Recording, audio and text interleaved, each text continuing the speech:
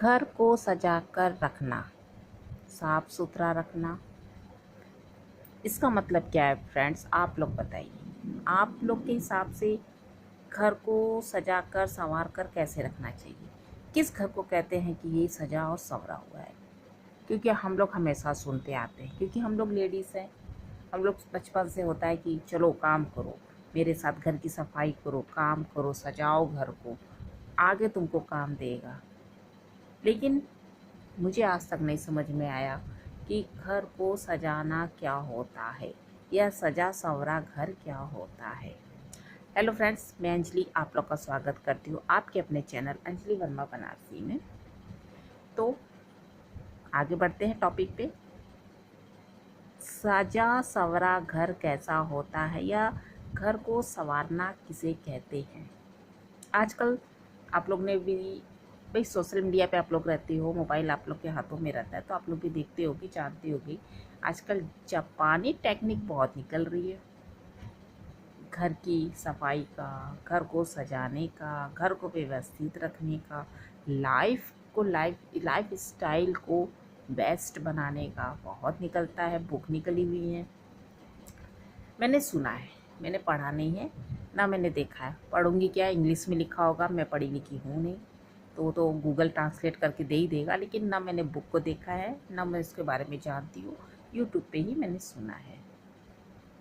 अच्छी होगी, तो उसी में से कुछ वीडियो देखी, तो उसमें से मुझे कुछ समझ में आया है, तो मैं उसी टॉपिक पे बात करूँगी। घर को हम लोग की नज़र में पहले ये होता था कि सुबह उठो, बिस्तर ठीक करो, झाड़ू पोछा करो, जो सामान फैले हुए उन्हें उनकी जगह रखो, उसको हम लोग कहते हैं मेरा घर साफ़ सुथरा है, मेरा घर सजा संवरा है। लेकिन जापानी टेक्निक कहती है कि ये सजा संवरा घर नहीं है, ये काम चलाऊ घर है। सजा संवरा घर का मतलब आपके घर में एक भी चीज़ फालतू नहीं होनी चाहिए। आपके घर में सिर्फ वही चीज़ हो जिसकी आपको ज़रूरत है। ये बात भी सही है। हम लोग के घर में अगर हम किसी भी कोने में जाते हैं घर के, तो हमें कुछ ना कुछ ऐसी चीज़ें तो ज़रूर मिल जाएंगी कि जो हमारे किसी काम की नहीं, या जो हमें सालों से काम हमारे नहीं आई है, बस हम उसको रखे हैं कि कभी काम आएगी, इसको फेंकेंगे नहीं, काम आ जाएगी। लेकिन यही हमारे घर को कबाड़ बनाती है। बात वही, लोगों की आदत होती है सुबह उठना, बेड ठीक करना, लेकिन जो लोग अगर सोए हैं, लेट से उठते हैं, तो आप वो भी नहीं कर सकती हो। मैं तो उठती हूँ, बेड तो नहीं ठीक करती हूँ क्योंकि बच्चे सोए हैं, हस्बैंड सोए रहते हैं।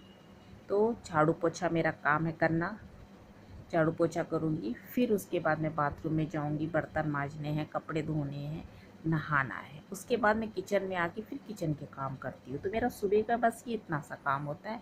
और मेरे पेड़ पौधे मैंने कुछ रखे हैं, तो थोड़ा टाइम में मंजन करते करते उनके पास थोड़ा सा बिता लेती हूँ। उनकी थोड़ी सी फूल जो सूख गए उन्हें निकाल देती हूँ, जो पत्तियाँ सूखी हुई उन्हें निकाल देती हूँ, थोड़ा देखभाल कर देती हूँ। ये मेरा रूटीन का काम है। तो फ्रेंड्स, सिर्फ ये काम ही काफ़ी नहीं है।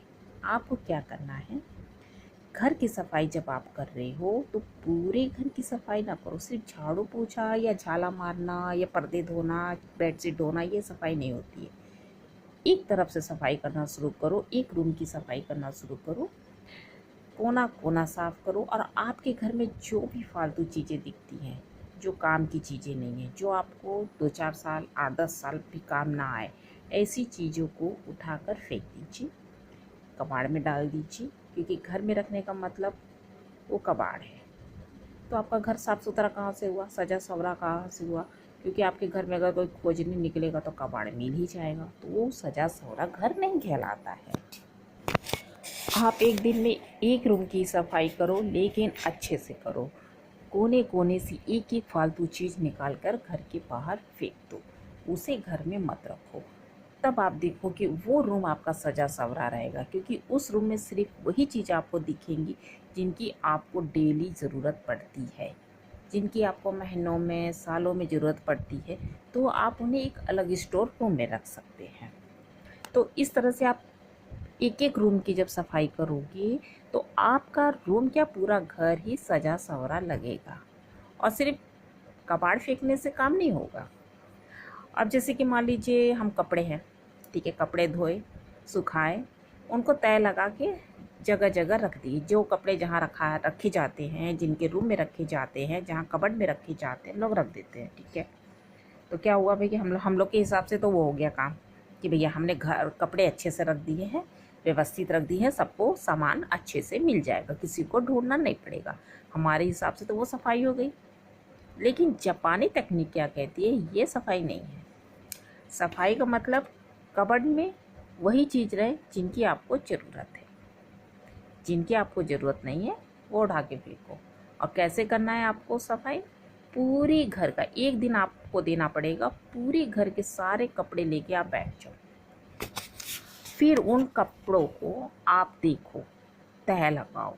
आपको खुद ही दिखेगा कि उन कपड़ों में से कितने कपड़े तो फालतू होंगे, जिनकी आपको कभी ज़रूरत ही नहीं पड़ी, जिसको कभी आपने यूज़ ही नहीं किया। तो वो कपड़ों को अलग करिए। फिर उसके बाद कपड़ों को, फिर जैसे कि सूट है उन्हें अलग, साड़ी अलग, पैंट अलग, शर्ट अलग, टी शर्ट, मतलब इस तरह से कैटरी कपड़ों को भी अलग करने के बाद फिर उन कपड़ों को अलग अलग रखिए।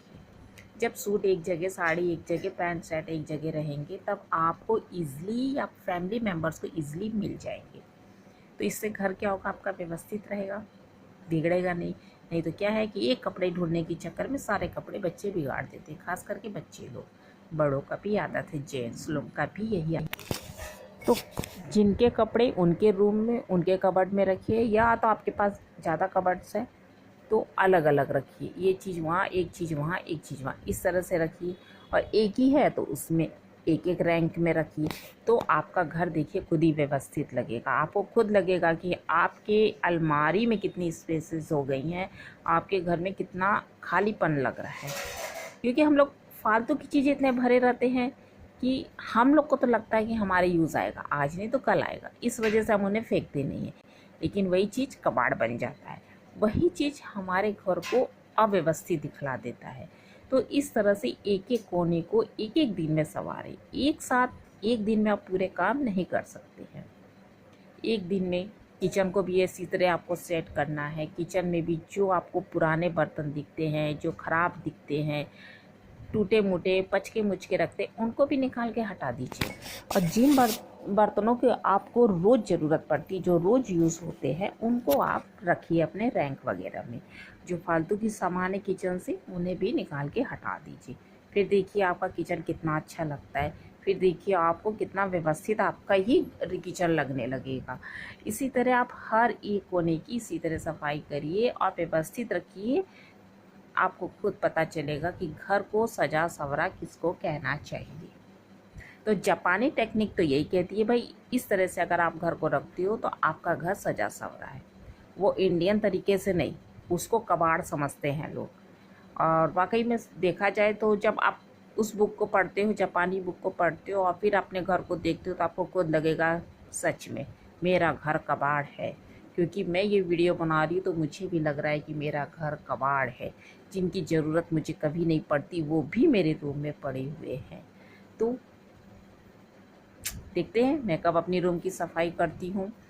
और आप लोग भी अपने घर को इसी तरह से साफ़ करिए, अपने घर से फालतू चीज़ को निकालिए और सजा सवरा रखिए। ठीक ठाक ना रखिए, अच्छा मत रखिए, सजा सवरा घर रखिए कि जो देखे तो दिखता रह जाए, जो कि आपसे पूछ बैठे कि आप अपने घर को व्यवस्थित कैसे रखते हैं, आपका घर इतना सजा हुआ क्यों लग रहा है।